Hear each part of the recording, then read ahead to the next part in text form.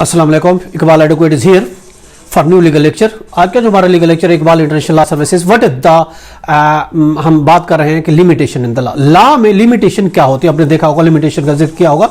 What is the limitation in the law, the statute of the limitation क्या है, limitation के बारे में क्या लॉ कहता है। देखिए दीवानी या फिर फौजदारी केसेस में जो कि क्रिमिनल केसेस या फिर सिविल केसेस होते हैं उसमें किसी भी तनाज़ा में मुलविस फरीक को मुबैना जुर्म की तारीख से कानूनी कार्रवाई शुरू करने के लिए ज्यादा से ज्यादा जो टाइम दिया जाता है that is called the limitation.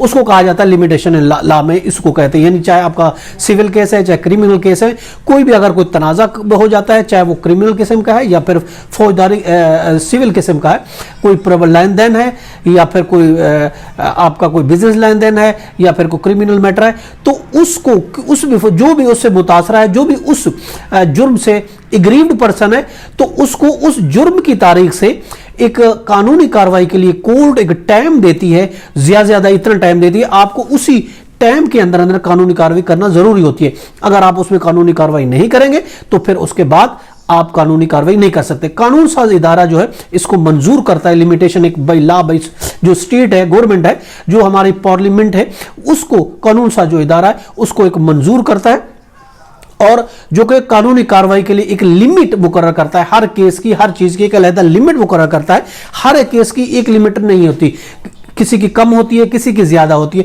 तो जब ये लिमिट खत्म हो जाती है, जब ये हद खत्म हो जाए तो इंसान वो दावा दायर नहीं कर सकता, वो केस फाइल नहीं कर सकता। मकसद इसका ये होता है जो मुकर्रर की गई लिमिट है, जो मुकर्रर की गई हद है, उसके अंदर आपने उसका सोल्यूशन आपको हासिल करना है कोर्ट के थ्रू। अगर आप नहीं करते तो फिर आपकी गलती है। उसके बाद वो जब लिमिट खत्म हो जाती है तो फिर आप अपने किसी भी अपने रिलीफ के लिए कोर्ट से रुजू नहीं कर सकते।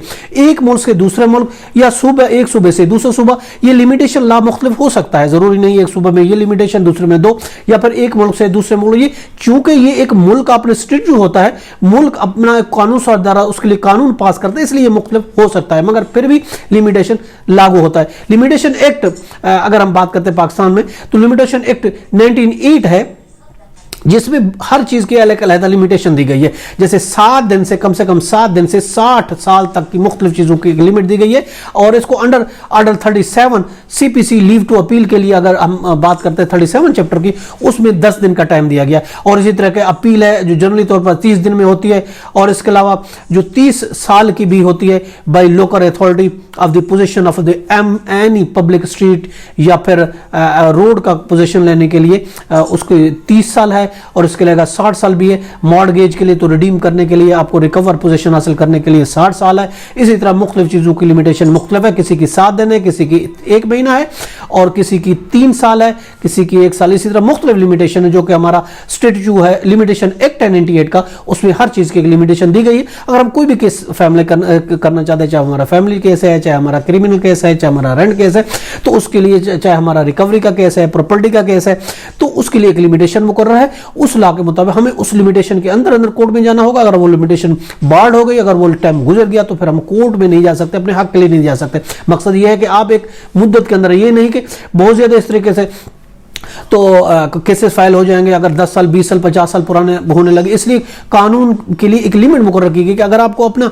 कुछ लेना है, अगर गरीब पर्सन है, तो विद इन टाइम आप कोर्ट में अप्रोच करें और अपने हक के लिए, अब दादरसी के लिए केस फाइल करें। ये था हमारा आज का लेक्चर। इसके साथ मुझे इजाजत देकर फिर मिलेंगे। Have a nice day. Allah Hafiz.